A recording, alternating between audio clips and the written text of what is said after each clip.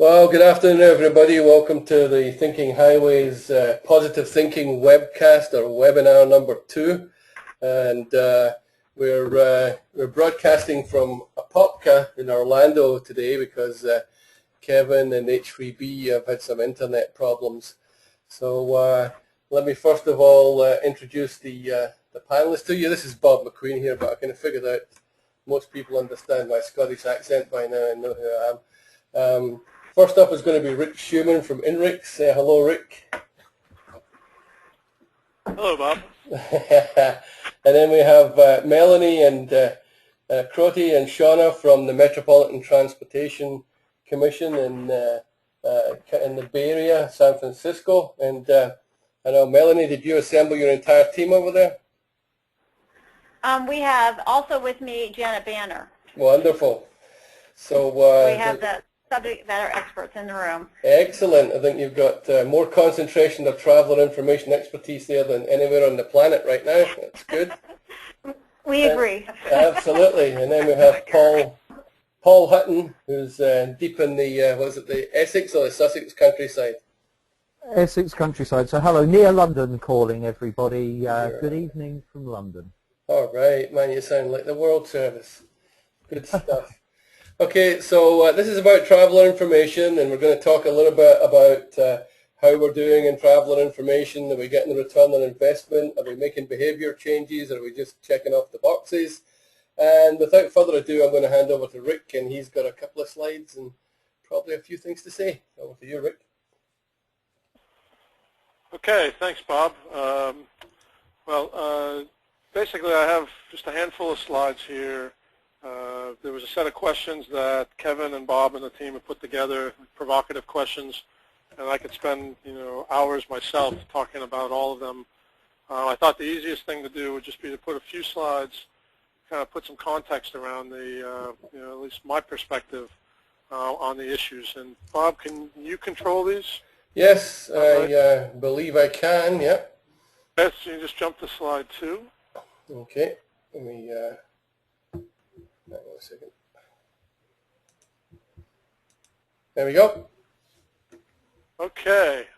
This picture here, actually, Pete Costello, who works with me, shared this picture with me a few weeks back, and he's like, Rick, look at this.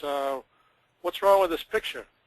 And I said, I don't know, and he didn't have a date on it at the time. And he's like, you don't see anybody with a smartphone. Nowadays, if you have this picture, in fact, this was actually people rushing one of the Apple stores the day the iPhone came out. Yeah. And nowadays this picture would be full of people taking pictures with their smartphone, of people waiting in line to get new smartphones. So it kind of puts the point on this that it's been about 5.5 years since the iPhone arrived and really kick-started the connected generation, if you will. I just coined it BC, before connected. Next, Bob. Yeah, a couple of things I've noticed about the photo is that everybody seems to be looking in a different direction, and there's nobody over 50. Well, I don't know about the different direction part, but I do get the, there's one guy in the middle that looks over 50, but I think he looks lost. He does. I think he might be just put in there to balance things out a bit. Maybe, I think Pete might have photoshopped him in there. Okay, so the next slide, slide 3 here, this is actually, it's a few-month-old information, but from a couple of different market forecasts that essentially paint the picture of the, kind of the increasingly connected world that we live in. The top part here shows, within a few years, we're going to have more connected devices than we have people. Estimated 10 billion, Cisco estimates. And then if you look at the bottom part here, this is the penetration of cars built globally, global market of cars considered connected. This isn't, the pull-up vehicle to infrastructure, connected vehicle type stuff. This is vehicles that have the ability to receive information and send information back to the cloud. By 2017, worldwide, they estimate 60% of vehicles coming off the assembly line are going to be connected in some fashion. And in North America and Europe, that's going to be more than 80%. Next. So this connected environment, what's it mean? These are actually screenshots from within INRIX here, within our operations center, We have images up on the wall that essentially identify where we get data, GPS data, in the last 15 minutes. We actually have views now in Brazil and in China as well. But for the context here, these charts in America and Europe show the left-hand side shows what 15 minutes of data looked like. And these are actually points, red points. Obviously, they look like lines and blobs, depending on if you're on an interstate or a motorway or in a region. But the left-hand side is what the points looked like in 2010, late 2010, and then the right side is what it looked like 2 years later. It's a bit hard at this scale to see. Probably easier to look at the kind of the intensity. Obviously, you can see that as we moved and focused more into Eastern Europe, we're starting to see points in more red across Central Europe, Eastern Europe. But if you look at the regional views, start looking around London, Paris, upper right, lower left, and the European charts, you see the increase in intensity, more data coming from more connected devices. Next, Bob. So one of the cool things, and there's some questions in here about crowdsourcing, I want to show you both the pros and cons of the concept of crowdsourcing. Our INRIX Traffic mobile app and some of our partners that have mobile apps, we have the ability with a couple of punches of a key to say, I've just driven past an accident, or there's road construction. And the smartphone essentially will send it right back to us with the location, heading, and all those things, which allows this another form of crowdsourcing, essentially reporting problems, which is great. Good news, bad news. This chart here shows you that basically you have our app, and anywhere in the world you can report an issue. That's terrific. And it also means that the chances of kind of reporting, where you can see here, we do not have data live in India. What's happened? I just lost my view. I don't know if it's just me losing connectivity, Bob, or if others have too. No, it's probably probably me blocking it because I'm trying to download the slides for the next one, so I'll take the blame. Okay. So just gives a point on the kind of crowdsourcing area that it can be both good. It also has the ability to create information we could never get access to before. It also has the ability to create confusion on a scale and level that we've never had before. If you go to the last slide, I just want to show you something from, this is, again, I think about where we've been, since before connected to now. These are all related in this slide to an event that happened last week in Arkansas. Interstate 40, in this case, where it happened was basically right between Little Rock, Arkansas and Memphis, Tennessee. One of the few interstates in America I've not been on. But in any event, the middle of last week, there was an incident, and it caused a closure, basically right in the middle of this picture on the map in the upper left side. And what the upper right picture shows, this is kind of a mashup of lots of different information to prove a point. In the upper right, we've identified, using what we know to be sources of freight data, we created this image for something we did a few years ago of the overall intensity of freight movement in America. And this stretch of road on I-40 in Arkansas, which is very difficult to get any kind of real-time information from any official source at the moment, is one of the most dense, heavily traveled freight corridors in America. We estimate 6 to 7 times the average vehicle movement there in 2010 from the normal section of interstate. So this road, that stretch there, had a closure. The lower left is what we can see from INRIX Analytics. Is actually that's the data that we were reporting, flow data we were reporting in that section of road. And the lower right portion there is actually vehicle trajectories, the data behind the data, if you will, on the eastbound side of the road that was closed. Every vertical line is basically a segment, and every horizontal line is a couple of hours. And you can see what happened there is the vehicles moving through eastbound Every line is just vehicle trajectory. Dots are where we locate them. Green line means everything's going fine and that vehicle is moving along the network. And you can see right where the incident started, how long it lasted, how it affected the section. Also the confusion that goes on when a road's closed and having to deal with that, queue lengths and so forth. And this is just kind of gives a sense of the amount of information that's available and to be processed now in this connected world. I'll stop there. Again, I can go on forever, but I'll leave it at that, Bob. Cool. Thanks a lot, Rick. And I think we'll keep going and we'll take questions as we get nearer the end. So what I want to do is try and get Melanie's slides up on the screen here, and then we'll have Melanie take over next.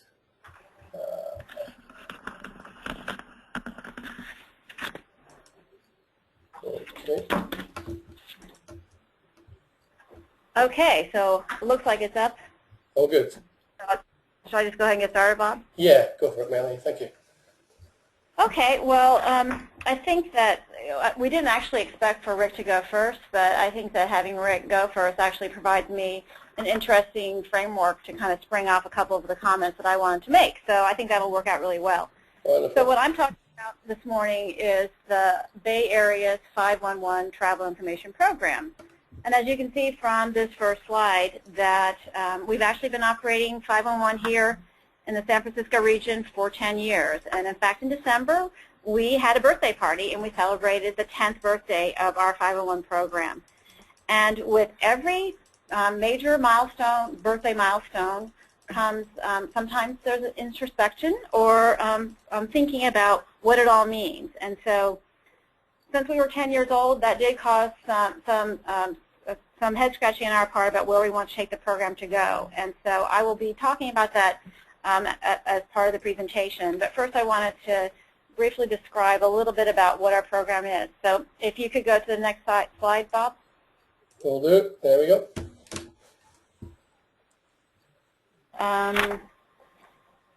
Still waiting? Can you see it? No. Okay. Yeah, I don't. Does anyone else? No, I'm still on one. Yeah. There we go. Here we I'm go. on two. Okay. Sorry. Okay. Well, that's okay. So this is the slide went off, Bob, but I'll keep talking. Okay. So basically, 511 is, at this point in the program, it's a very multimodal, very comprehensive and robust service. We have traffic and transit information that's real-time. We have static or historical data. We have ride-sharing, the carpool and bicycling information. Recently, we added parking information. We have a school pool service. So we have a very, very broad set of services available on our system. And it's available on the phone and on the web, a mobile site, app, texting, kind of any of the relevant technology services that our consumers would expect. We do have a service of some type available. So move on to the next slide. Can you see the slides again now? Yeah, we can see them now. Good. So what this slide is just a different way of organizing what you saw in the previous slide, where we didn't do this all at once, and instead I think the point I want to make here is that we have responded to consumer interest, to consumer demands, consumer expectations, and have layered in additional products and services over the past 10 years. And so that we just keep working and keep adding things. And so that's how we ended up with such a broad set of services and products. And really, as a side note, I think one of the challenges of staying technically relevant is that we're constantly adding new enhancements while we're still maintaining the old original core. And we really haven't stopped doing anything. We just keep layering in new work. And so that has made it, I think, a challenge from a resource perspective, especially since we're just a small public agency. Next slide. So this slide is where I see kind of, I see a real good kind of response, or at least an observations based on Rick's comments. What this slide shows is the trend lines for our usage over the past 10 years. The top green line, the one with the higher usage, is the usage for our 511 website, and that's monthly user sessions. And you can see that we had a high of, at one point, of over 3.5 million user sessions per month. We are averaging for the past couple of years between 2 and 2.5 million user sessions per month on the web. On the lower part of the graph is the black line is our phone system. And as you can see, it's, it has, the trend is lower than the web. But I would say that interestingly is that the phone system has continued to grow in usage pretty steadily for the entire 10 years. Whereas you might look from the web that there's been somewhat of a flattening or a dampening in the usage of the web. But in both cases, I think the usage is still pretty healthy, where we're averaging over 3 million user sessions collectively for those two services per month. And in the context of what there's been such an explosion of private sector services for travel information, we frankly have been surprised that we have maintained our market share to the degree that we have, and that we've expected to see more of a diminishment of the demand for our services. So I think that's one of the key points that I wanted to make really today. So I got it in. And the other point here on this slide is that the yellow boxes are pointing out times of emergency. And one thing that the public sector, or at least our 511 service, I think has done extremely well is provide a valuable service during times of regional transportation emergencies. And the spikes or the peaks in those during those times, I think, demonstrate the public's awareness of our service and that their instinct to go to us to find out on what to do for their transportation decisions. Next slide. Okay.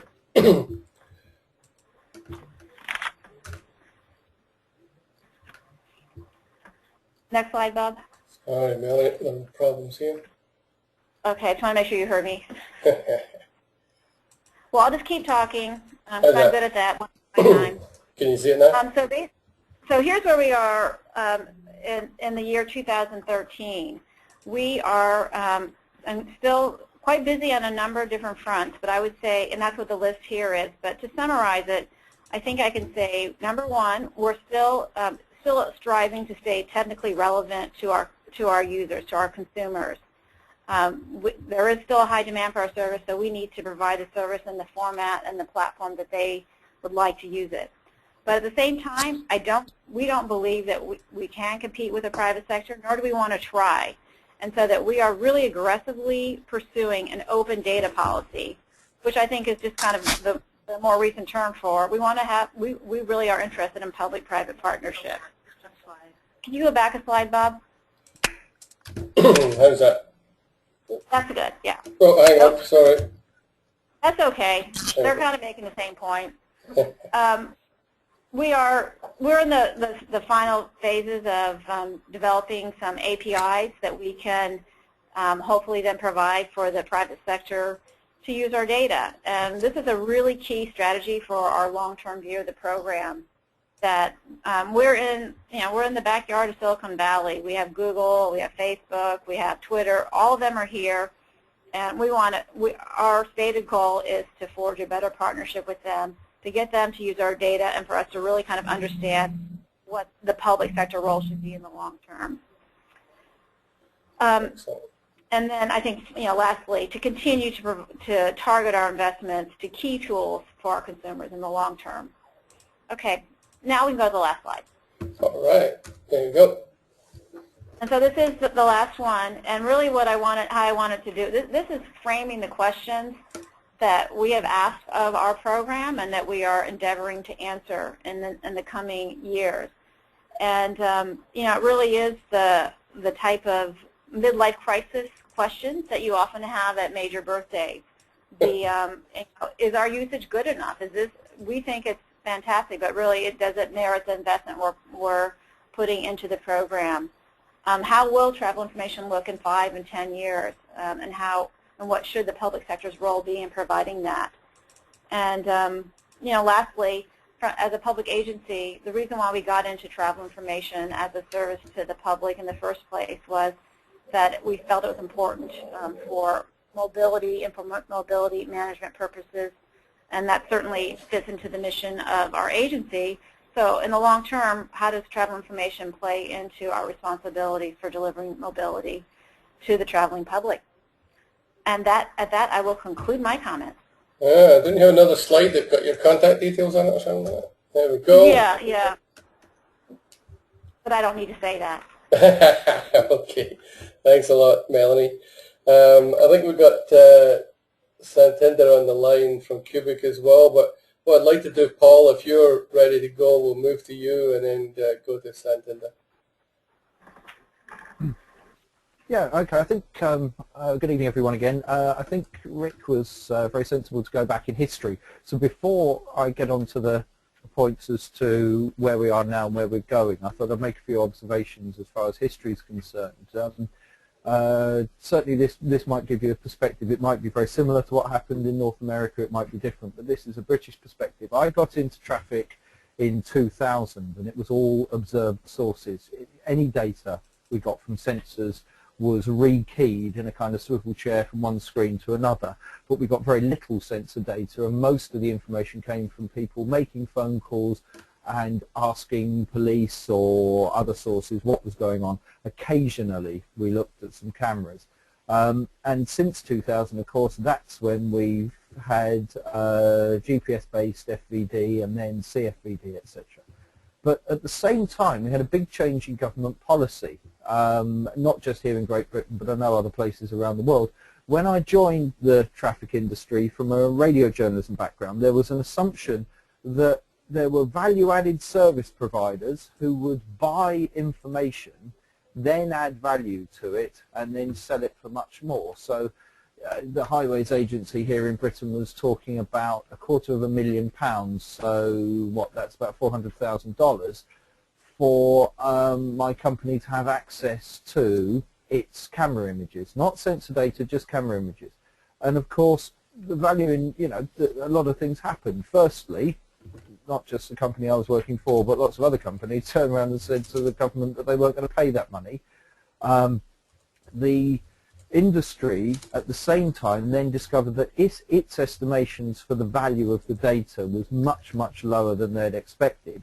So not only did they not want to pay for the information, but then people, people didn't want to pay them for it. Then the government changed its policy and decided that informed travellers was actually a really clever, good way of keeping people away from traffic jams. So hoarding this information that government agencies had was a crazy idea, so the government started giving the data away. But they didn't just give it away to the value-added service providers. Along came the internet and made it possible for them to give it away to anybody and everybody directly. But then along came CFVD, and the government realized that actually the private sector had much better information than the government had itself here.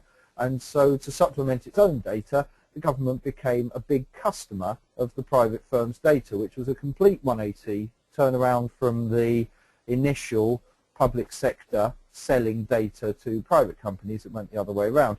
But the question from a sort of business point of view here is, will the government continue to have the budget to put into this sort of traveller information? And other than the government, what is the monetization route for a private company when constantly private companies seem to struggle to actually get the real value for the data that they produce, even though it's extremely good data, because the population, who have been used to getting the information free on the internet and on radio and so forth, just seem reluctant to actually put their hands in their pockets to pay for good quality traffic information. And some do, but many don't. And the challenge is, no matter how good the data is, how do we convince somebody that planning their journey and checking their travel route before they leave, so that they don't leave their house, drive down the street, join the freeway and join a traffic jam, they could have avoided if they'd only checked about it beforehand.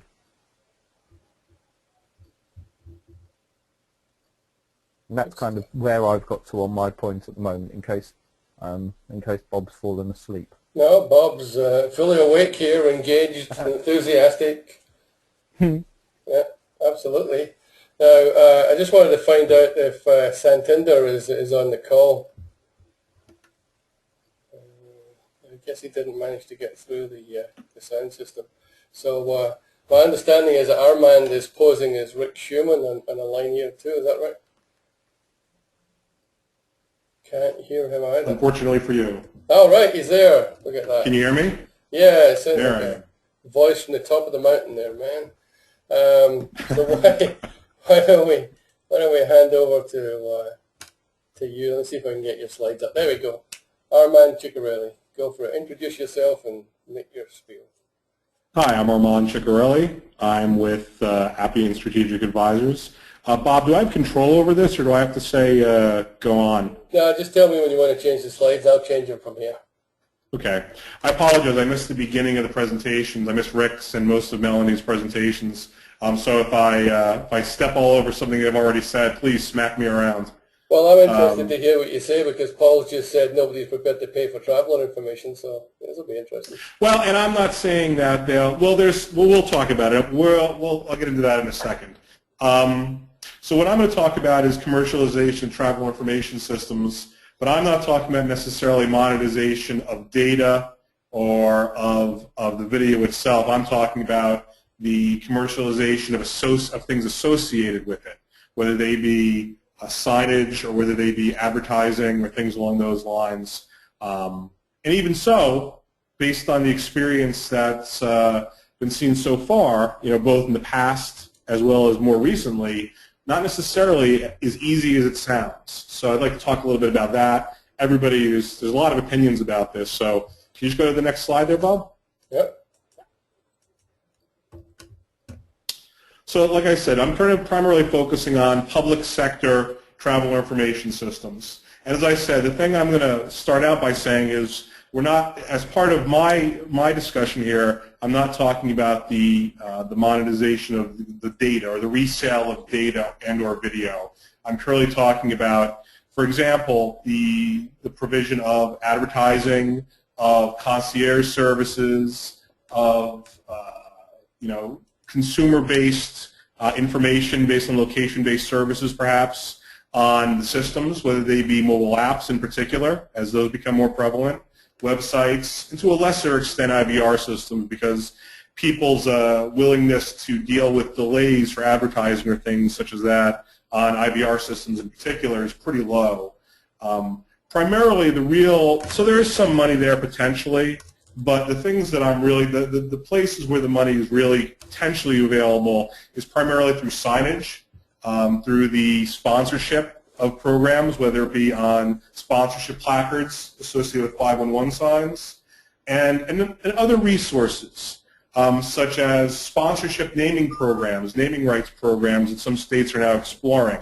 If this is something that can be rolled out in concert with travel information systems, then these things can potentially be used to defray system costs. Now that said, or to use the money for other purposes, as I see here.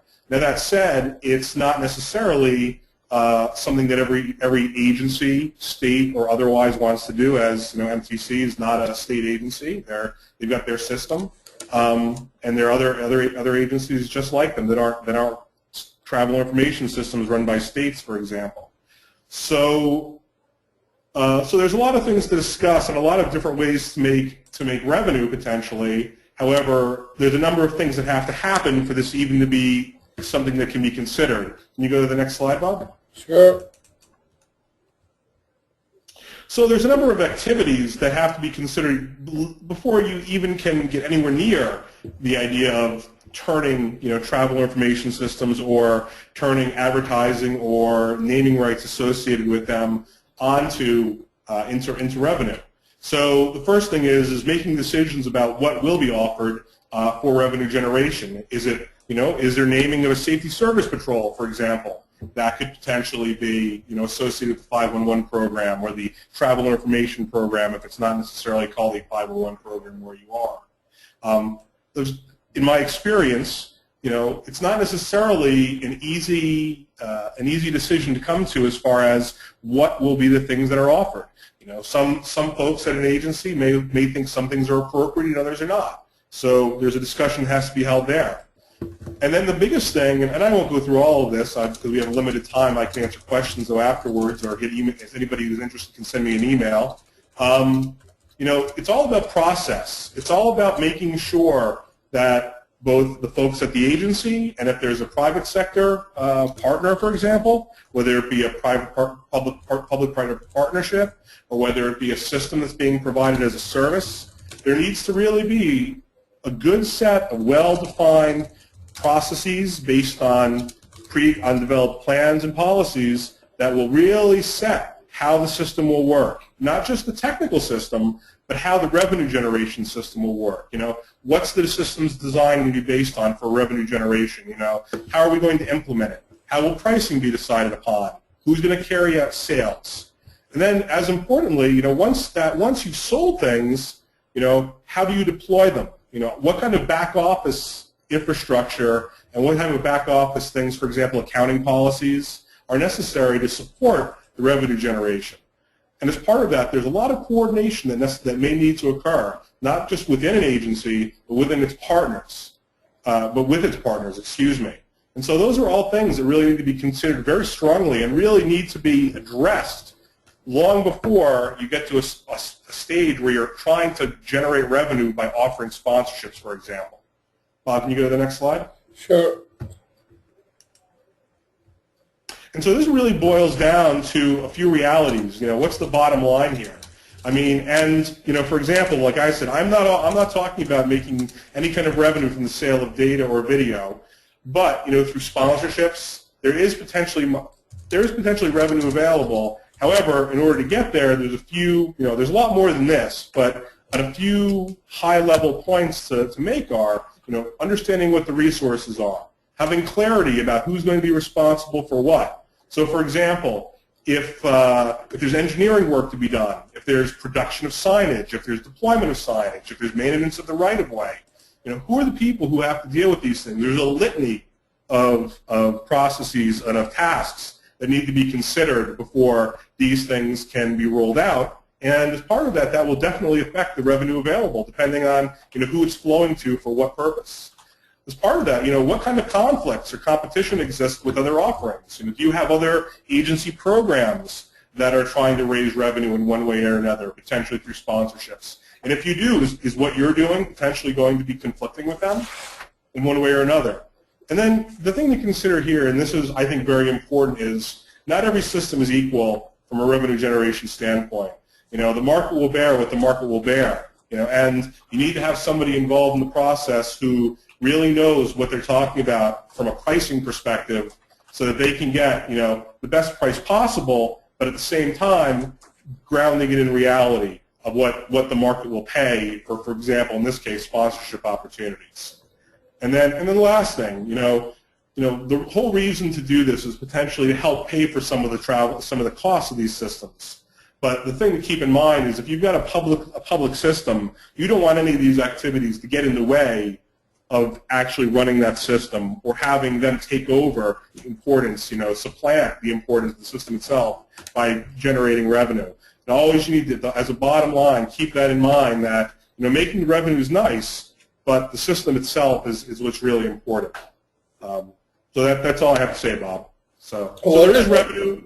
There is revenue potentially there, but it's a complex issue to get there and tasks to get there. Well, Armand, something is stirring deep in the Essex countryside. I think you've provoked Paul Hutton, who wants to come back and say something. Sure. No, you've just stolen my thunder, basically, because that was going to be my point, that the government might have limited budgets and the actual end user of the traffic information is reluctant to pay. But again, looking at the Metro Networks model in the US or the phenomenal Australian traffic network that I used to work with, who managed to take 10% of the radio advertising spend, people will be happy to spend money, advertisers will be happy to spend money on being associated with the premium product that that a traffic provider is delivering. The issue then comes, which I had this problem here in Great Britain when I was trying to get government support for a smartphone app that we had produced that was funded by advertising, and of course our issue then was how did we reach enough users, and the government then was very concerned about which sponsors we would be having beside each traffic report in case, for example, we had an ad from McDonald's that then conflicted with the another government agency's healthy eating guidelines, and they wanted agreement for every single advertising message before we were allowed to broadcast them, and that could have taken up to 3 months, and of course by then the advertiser would have gone and spent their money elsewhere. But that to me is definitely the way to go down, the road to go down, but it's just the fact that you've got to make sure that everybody from publicity to information provider to the government agencies who will be involved in this all have to understand that concept and work very closely together on it. Wonderful. So I'm not sure if we've got Santinder on the line or not. I'm here. Oh, right, cool. I've been trying to figure out how to make you the presenter, and I still haven't figured it out, so I'm not sure if we're going to be able to show your slides because you're not on as a panelist. I can't give you, I'll tell you what though, I might be able to show your slides. So. Yeah, you should be able to show me slides. I can just tell you to flip over. Okay, yeah, don't tell me to flip over. Okay, let me see. There we go.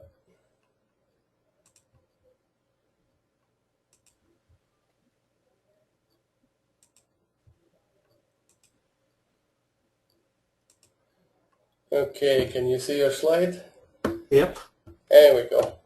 All right. So thanks. Okay. Yep, I'm here. Good. Thanks everyone. So let me get started with the whole concept of big data and its relevance on the traveler information system. I mean, overall, I guess, over the years in transportation, we have all really collected several terabytes of data over the time.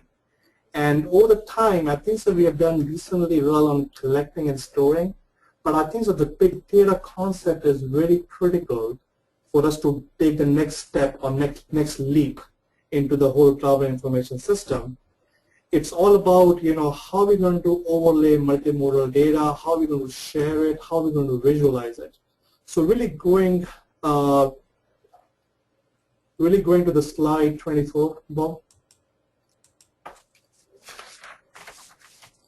You want the next one? Okay, there you go.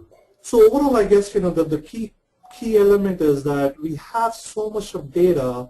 At this moment, the biggest challenge we have is it's very vertically located and vertically applied. And the big data is something which can really make our data system to really go towards the decision support system. And overall, this concept is really talking about is the future of the traveler information system has to go beyond the vertical silos and really have to figure out how we can really merge multiple data sets like the traffic, the weather, the transit into a single decision support system that can really encourage our user to make the right choices.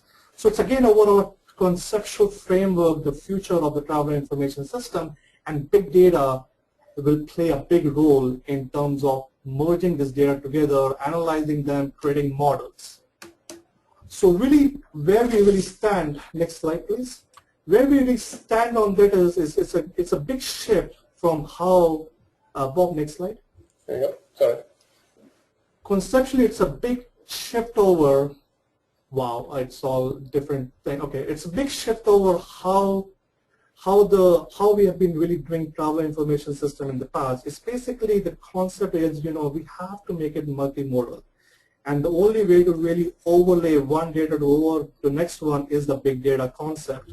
We have to really do that from the bottom up versus really, trying to integrate multiple data into a front end. And that's where the next city concept of Cubic really plays well is, it's basically an architecture from bottom up. So next slide, Bob. So it's basically a concept where we we really recognize that what the travel information system for the future really needs is integration of multimodal, and really it has to be an architecture from bottom up. It has to be something which reflects the next city vision from the core versus something from top to bottom. And that's where the next city different components and different software module really comes in. Things like, next account, next fare, even the next contact. These are all integral part to really support what's behind in the core object.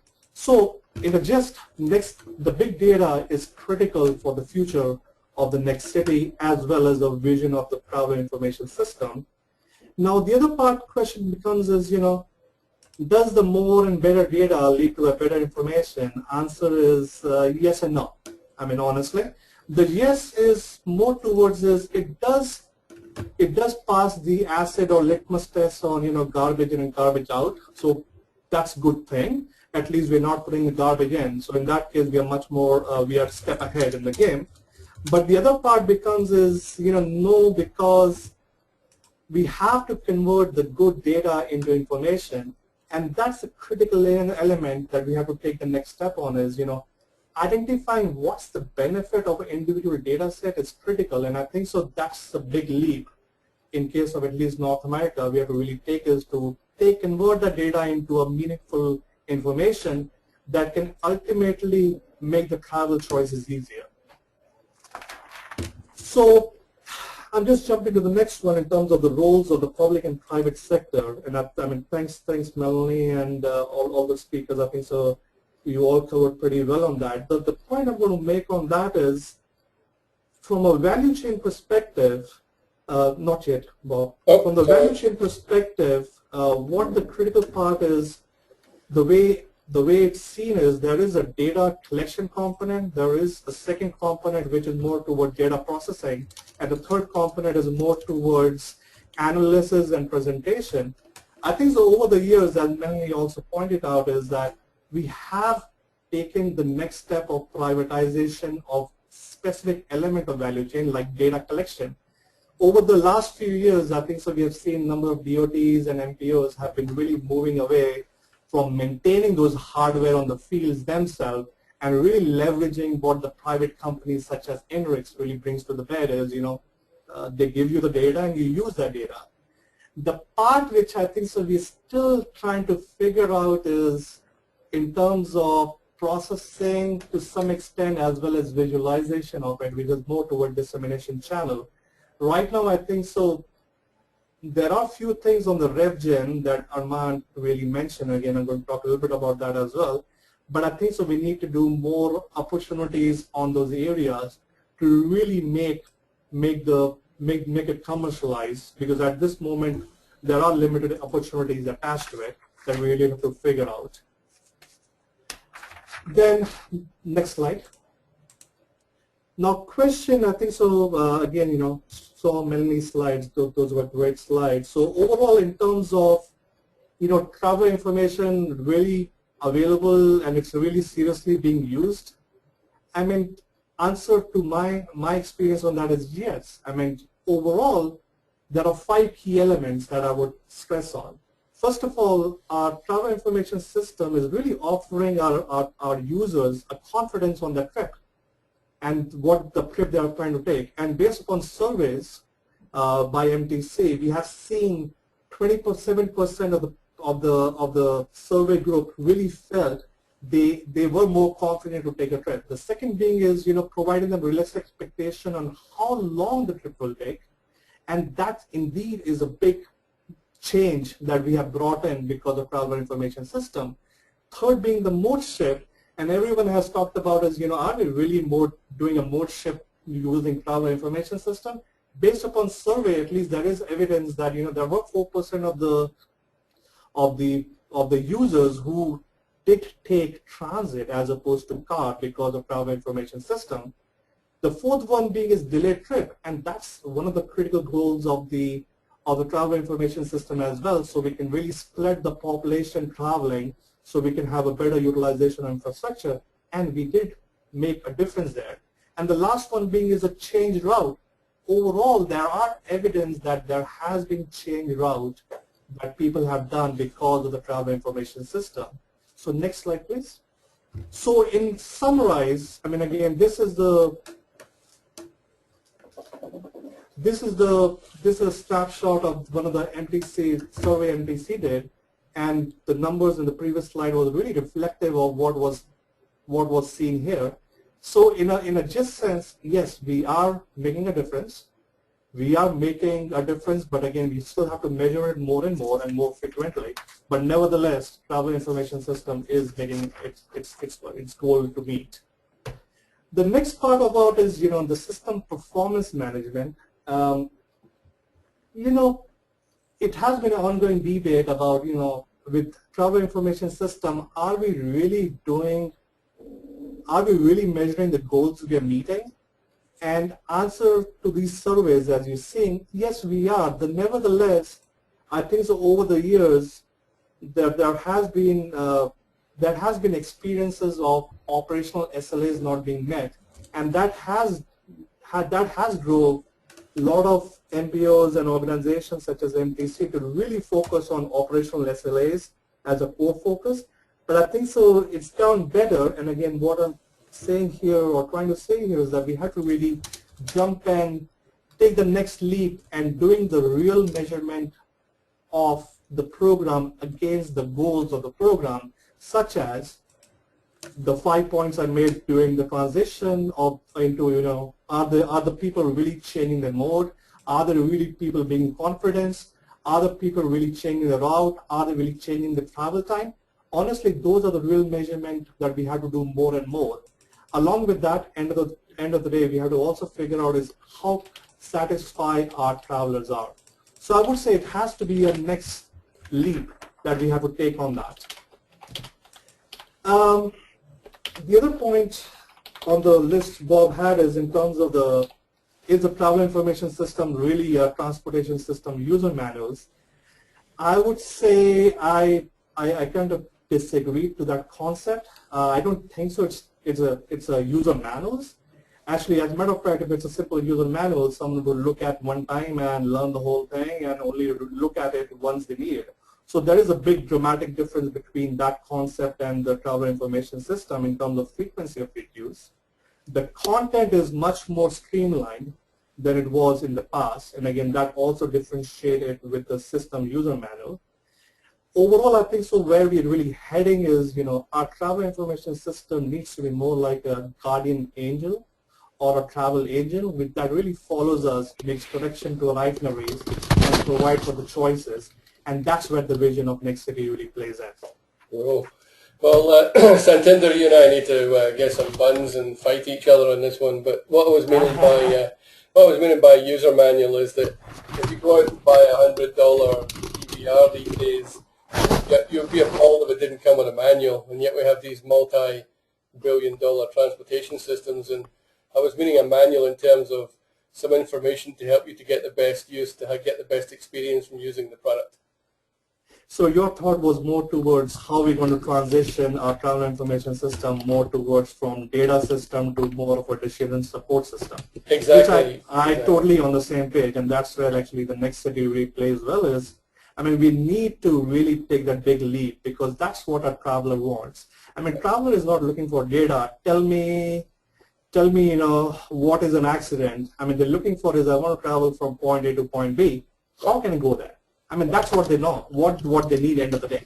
Right, and there is a question along the lines of if I paid for traveller information, then I want the personal optimum, and I don't really care if it's good for society or not because I paid the money. I want an advantage for me. Yeah. Now I got a question here from Kerry Vick. I think Rick might need to answer this one. Why haven't data providers like INRIX gotten into the business of selling directly to public consumers or using advertising to monetize the information? In other words, why are public agencies building 511 systems and asking their contractors to pay for them?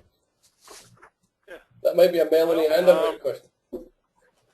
Can you hear me, Bob? Yep.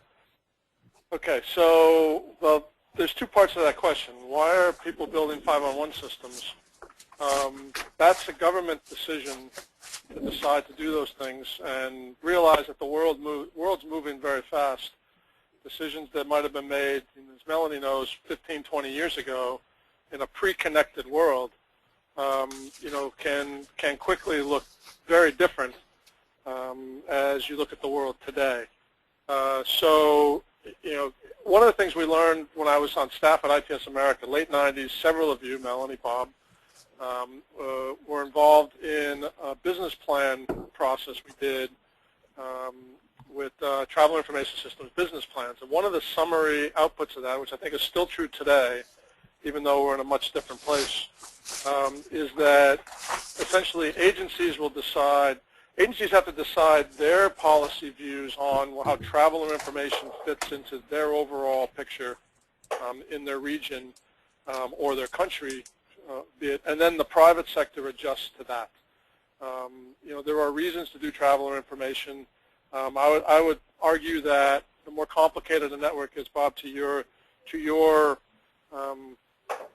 question or reference about an operator's manual, I would tell you that it's probably only getting more important in the more complicated areas as you move to managed lanes, hot lanes, variable pricing, hard shoulder running, never mind all the intermodal elements of park and rides and various things that are intended to make the system operate more efficiently. You have a lot of dynamic components to them that also play into this, not just traffic flow and the like.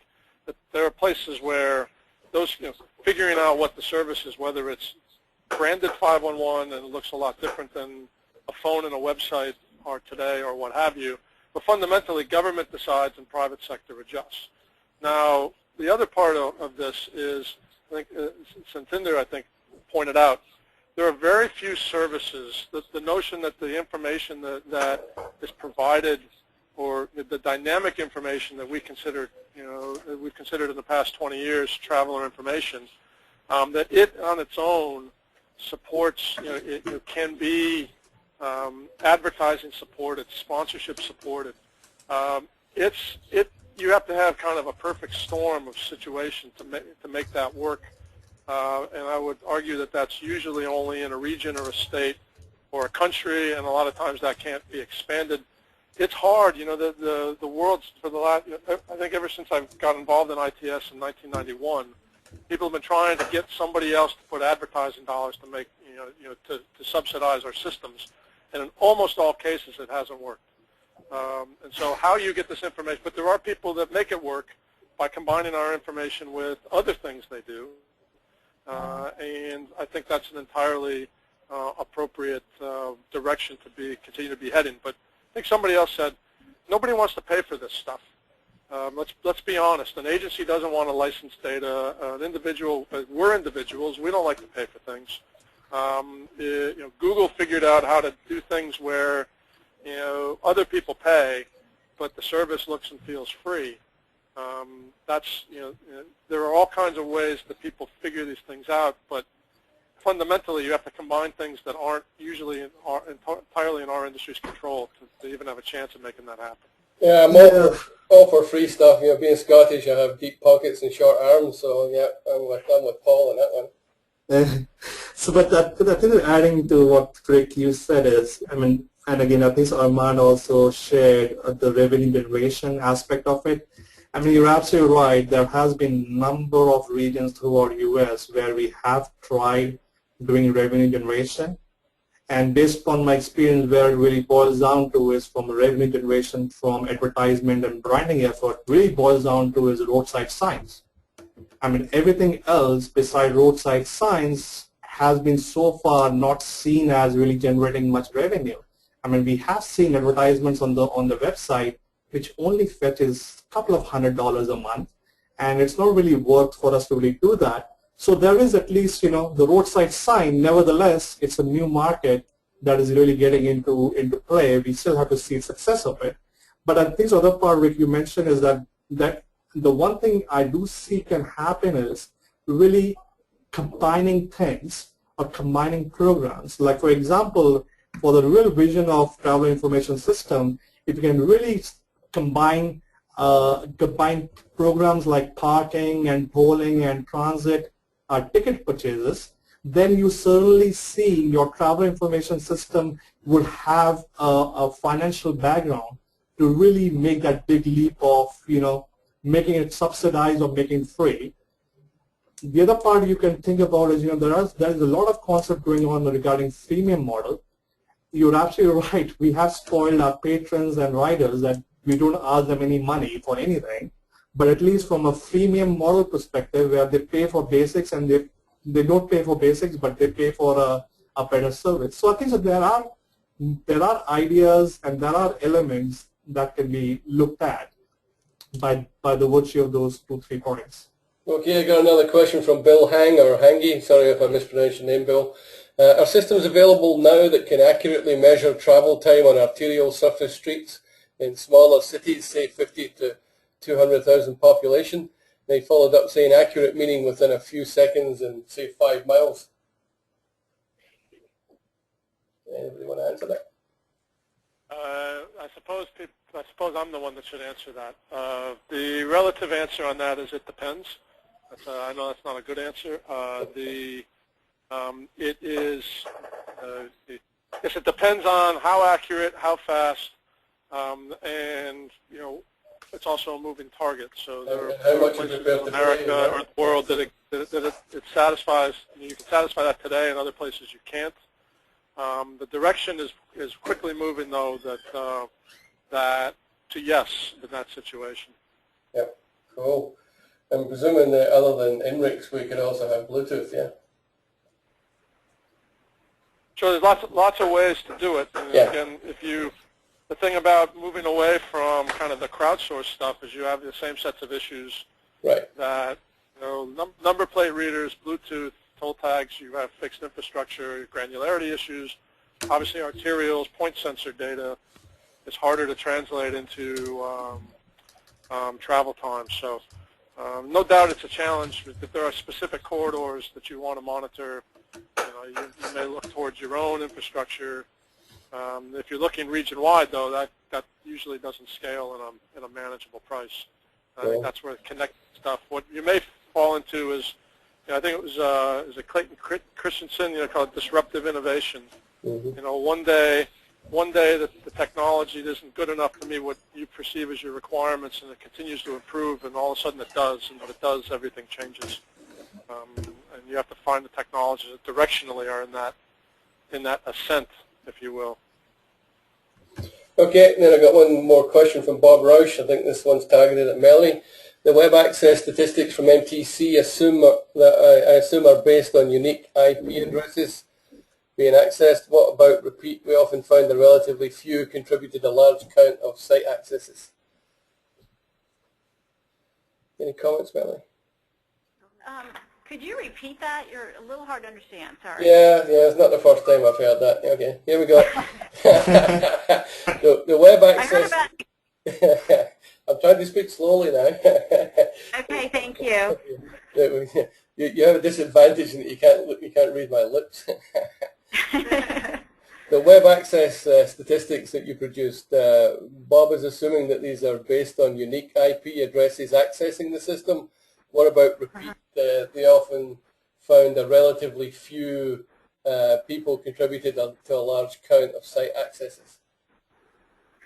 So, yeah, and Shauna can jump in if I don't have a complete answer. But those we define. I mean, there's industry standards. So we define user sessions as a 15-minute session on the web. So if someone uses 511 for half an hour, that's 2 user sessions. Yeah. We do, those are unique user sessions, unique IPs, and as I believe that it is an undercounting because we know in many cases people coming from employer sites in particular, there's the IP addresses are combined, and so we're not concerned about the numbers being inflated.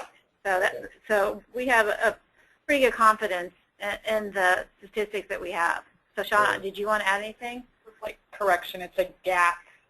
The user sessions are counted each time there's a gap between either 10 or 15 minutes in our sessions. And so each time there's a gap that's not continuous, then we count a new session. Cool. And maybe just to kind of to add some comment to some of the other some of the earlier conversation going on, and I think in particular like about public agency roles and checking off the box. I think Satinder showed that chart with all the various the survey results we have from a few years back, and I think that MTC's view on travel information has certainly evolved over the past 10 years, and that I would say that one of our primary goals when we initially launched the 511 service was for mode shift, with the expectation this would be a great way to get people into transit, that if they just understood their options better, that they would use transit, and that was the goal of the program. And I think that over time, as information has become more ubiquitous, that we have, I think, become increasingly, it's a much more nuanced view on what the value of travel information is. And I think we're going to see more of that. It's going to continue, and to focus on a very strict mobility goal of mode shift as being the reason why a public agency would be investing in travel information, I think is really undervaluing what travel information does for mobility. That just as we talked about express lanes, that as we move into the managed lanes concept, as people look at the travel time predictions for what they're getting from driving on a managed lane versus a mixed flow lane, that's just the level of confidence that they'll have in purchasing the right to drive in that lane. And I think that people are becoming more sophisticated about how they use the information we provide them, and it doesn't have to be a mode shift for us to call it a success. Bob, can I add something? Yes, go ahead. I was just going to, I agree with Melanie, but I also wanted to say that, in addition to that, as far as mobility and mode shift, I know a number of states also heavily rely on their systems for, emergency or extreme inclement weather situations, hurricanes, evacuation purposes. And I'm not saying that folks who are in the private sector can't provide those sorts of things. It's just that I think that at a minimum, some public agency folks want to be sure that they're able to provide those things in case something should happen to a private sector system. Unless there's some sort of guarantee, I don't see them forgoing having a system of their own to make sure that that information can get out. So, let me add on to that. I think it's critically important in those times that you have an official position and an official source for those things. When you're talking about evacuations or closures or a particular strike, and the kinds of things that happen either in cities or regions, that the kinds of services that we help support and create, you can use them. They're dissemination mechanisms, but we don't make the call on road closures and expected openings and those sorts of things. Or, you really need, and oftentimes what happens, and there's a question about crowdsourcing or social media on the output side.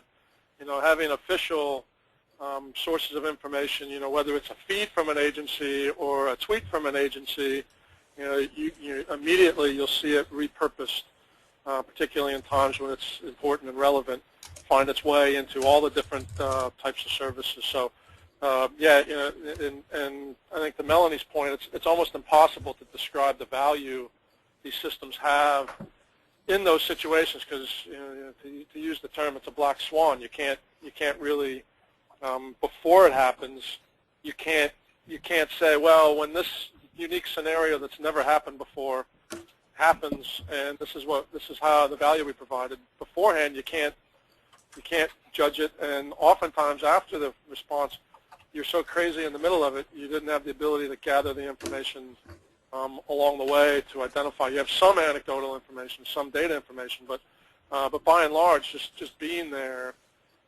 when these unpredictable things happen is a critical element, and the private sector will never replace that. They want to amplify that, not replace that. I think Paul Hutton asked me a while ago if he could say a word. Are you still there, Paul?